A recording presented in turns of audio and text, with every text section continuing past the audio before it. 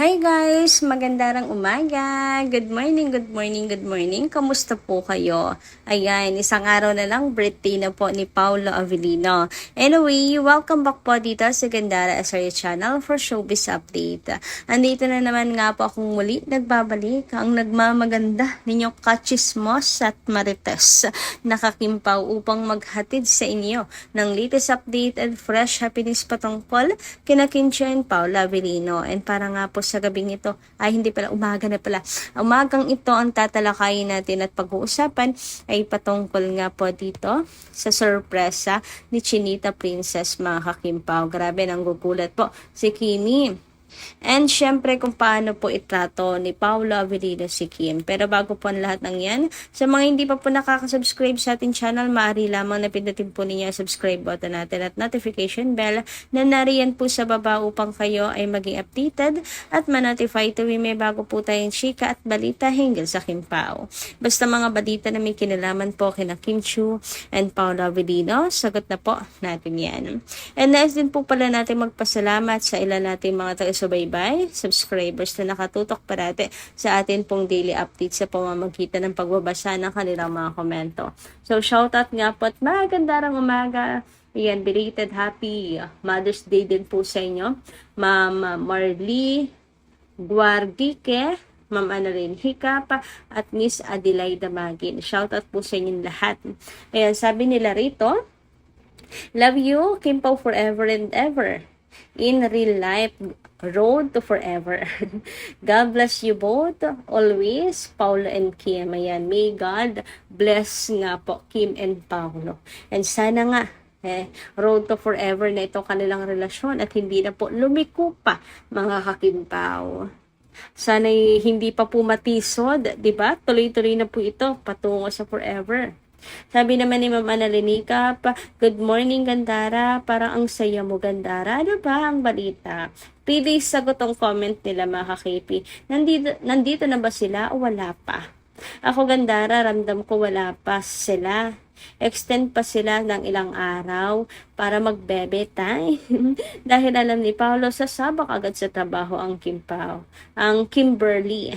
Kim Pao forever. Nako, sa kayo dyan. And ayun na nga ang nangyari, madam. Extend po sila pagkat pumunta pa nga po sila ng New York City para makabanding po si Aki. So, yun yung nangyari. Baby time nga. Tapos, rest of course, kasi nga, sasabak na naman si Kim sa kanyang trabaho. And naka-schedule naman na. Alam niyo, nakakatuwa nga kasi talagang well-managed talaga sa time si Kim Chiu at si Paolo. Si Kim, galing din pong mag-adjust ng oras.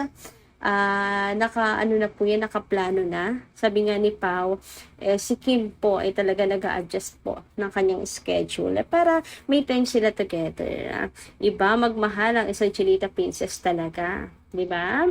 Anyway, ayun nga, sabi dito naman ni Madam Adelaida, yes, soap, shampoo, toothpaste, fitness, equipment, canned goods, pasta, dairy products, appliances, coffee. Sana yung tanduay silang dalawa kaso. Pao quits drinking. Ayan, Kim Pao. Oo nga, no? Yung sa tanduay, guys, sayang. Pero, okay, for good naman po ang pag-quit ni Paolo Avellino sa pag-iinom, di ba? Grabe, ang dami yung nilagay, ha? Endorsement for Kim Pao. Pero, pas ako sa canned goods. Kasi dami nagkakasakit ngayon, pabata ng pabata, mga madam. So, ano na lang, iba na lang, wag na canned goods. Or mga preservative foods, wag na po sana yung mga ganung bagay. Marami pa namang iba mga kakipi. Gamot kaya, ayan, kunwari may sakit ang isa sa kanila, tapos, yung commercial, bakit gano'n na, imagine ko na, inaalagaan siya ng isa. Huy, isa lang yung kanilang pinagkakatiwalaan, sabay, flex ng medicine. Uy, pwede, mga kakimpaw, right? Basta same silang dalawa, magkasama silang dalawa sa endorsement. Uy, baka naman, invest na kayo, nananawagan na po ang mga Kimpaw fans. Kape, pwede kape. Mga kakimpaw. Ayan, na pwede sa love team, 'di ba? Tapos gawa sila ng mug ng Kim Pao. Ewan ko na lang talaga kung hindi po maging mabenta 'yan. Hay nako, isa talaga ako sa talaga makikipag-agawan, makikipagsiksikan para po sa mag kung meron man. Pakiusap naman, Jesus ko, sa mga advertisers dyan. Ayan, kami na po ang nagre-request sa inyo. Pagkakataon nyo na yan. Anyway, dumako naman tayo dito sa post ni Abigail na napapaisip ako kung anong ibig yung sabihin dito. Ayan, sabi niya rito, natural talaga ang mga galawan ng dalawa kahit off-cam at magkasama pa rin talaga sila. Ang pogi pa rin kahit natural lang yon sa kanilang mga lalaki. Anong ibig niya sabihin dito sa pablank? Sabi, nakakalokong emoji, mga kakimpa. Ang pogi pa rin kahit nag-ano? Kung nag-jogging, pagod na pagod, pawis na pawis, ang pogi pa rin. Pwede mo lang i-type na yun. Pwede mo lang i-type. Ang pogi pa rin kahit nag-jogging, kahit nag-workout, kahit nagtatalon. Ano ba? Bakit may pa-blank ka dyan? Ang ibig sabihin mo, tapos sasabihin mong natural lang yun sa kanilang mga lalaki? Nakakaloka, nakaka-green-minded. Sana pakiayos next time yung post, lalo na tungkol kay Paula Avellino at Kim Chiu, kasi ayaw natin magkaroon ng misinterpretation kina Kim and Paulo at madungisan ang kanilang pangalan. 'Di ba? Anong ibig niyo sabihin dun sa napakatilong lalaki ni Paula Avellino. Napakapogi pa rin kahit natural naman na yun sa mga lalaki. Ha? 'Di ba? Pati kayo mapapaisip din, mga kakimpaw.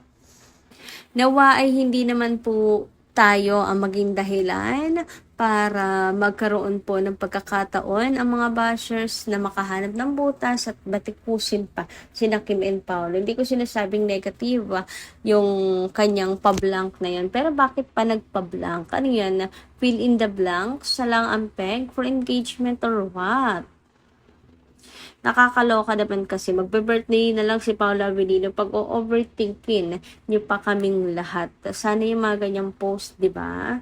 Linawin, mga kakimpaw. Anyway, dumako naman po tayo dito sa pag-surprise ni Chinita Princess ka po kay Chang Ami. Grabe talaga si Kimi, hindi po talaga nakakalimot at talagang mahal na mahal po niya mga nakatrabaho po niya. Lahat talak po ata ng kakilala niya, mga kakimpaw, padadalhan niya ng flowers. For sure, naging emotional din at sobrang happy ni Chang Ami sa pinadala pong flowers ni Kimi sa kanya, na naalala po siya ni Kim. Ayan. Ang close lang po talaga nilang dalawa, and kita nyo naman pag wala si Kim, si Chang Ami, talagang for the update po yan kay Chinita Princess, mga kakimpaw. Love na love po niyan si Kim. Hindi na rin po nakapagtataka na si Kim po talagang tumatak si Chang Ami sa puso at sa isip niya. Ayan nga po, isa siya sa naalala ni Kimi na batiin sa kanya po sa ngayong Mother's Day, di ba? Ayan nga po, may pinadala si Kim na flowers para kay Chang Ami. Sabi ni Chang Ami, thank you my dear Chinita Princess, love you. Napaka-sweet nila, no, mga kakimpaw. Totoo nga yung sinasabi ng mga batikang actress, aktor kay Kim Chiu, na talagang mamahalin mo si Kim. Isa si Kim sa talagang artista na gugustuhin mong makatrabaho at mamahalin mo talaga. So, ang letters po ni Kimi para kay Chang Ami, ayan. Chang Ami, hope these flowers will make you smile today. Happy Mother's Day. Love, Kim Chiu. Napaka-sweet naman talagang tunay ni Kim. Hindi nga raw po inaasahan ito ni Chang Ami. Nang bibigla si Kimi, mga kakimpaw. May pa-surprise pala si Kim. Well, ganyan talaga si Kim. She loves surprises, mga kakimpaw. Kaya ayan, mabibigla ka na lang talaga. Di mo inaasahan, may dumarating at may darating pala, mga kakimpaw, from Kim Chiu. So, hindi daw po inasahan yan ni Chang Ami. Grabe, makikita mo talagang yung pagmamahal nila sa isa't isa, 'di ba, mga kakimpaw?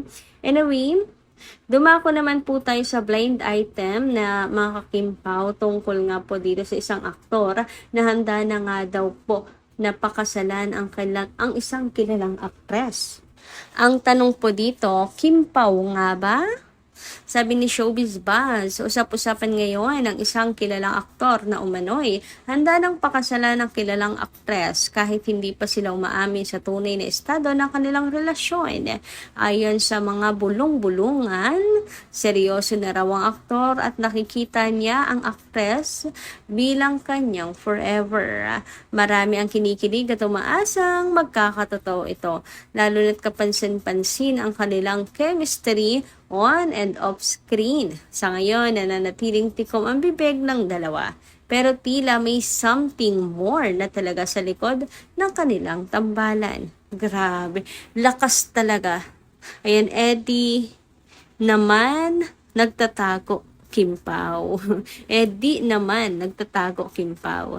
Ayan, grabe, may pahabol dito.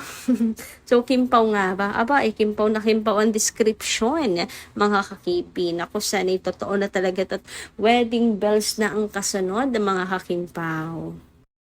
Kayo guys, sino ang hula nyo? Comment nyo nga lang dyan sa baba. And speaking of, nakikita na niya ang aktres bilang kanyang forever. Ganito nga din daw talaga si Paolo Avellino, mga kakimpaw, sapagkat kung paano itrato ni Paulo si Kim ay talaga pong siya na ang the one, ang kanyang hinihintay, ang kanyang dalangin na makasama at makapiling siya sa habang buhay. Grabe nga daw po kung i-spoiled ni prinsesa ni Paulo si Kimi. Tulad na nga lang daw po nito yung picture ng magkapatid JP and Kim, kung saan talaga makikita nyo dito sa reflection, makakimpaw, si Paolo Avellino sa salamin ni Pau, patalasan na lang nga daw po ng mga mata.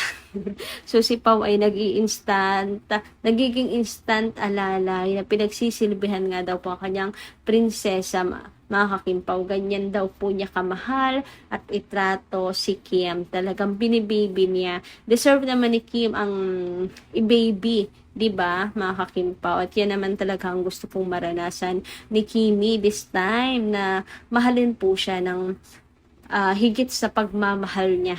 Kasi siguro dati nagsawa na siya lang yung sobra pong nagmamahal, nagbibigay. Ngayon, spoiled naman siya kay Pau and binibaby. So, yun lang po muna ang ating update. Maraming salamat po kayo sa inyong pakikinigan. Kita kasi po muli sa mga susunod pa natin, chika. Maraming salamat at ingat po palagi.